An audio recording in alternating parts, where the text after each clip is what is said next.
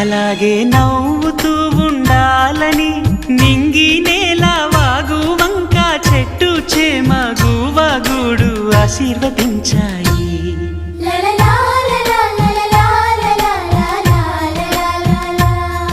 ఒక తోటలో ఒక కొమ్మలో ఒక పువ్వు పూసింది.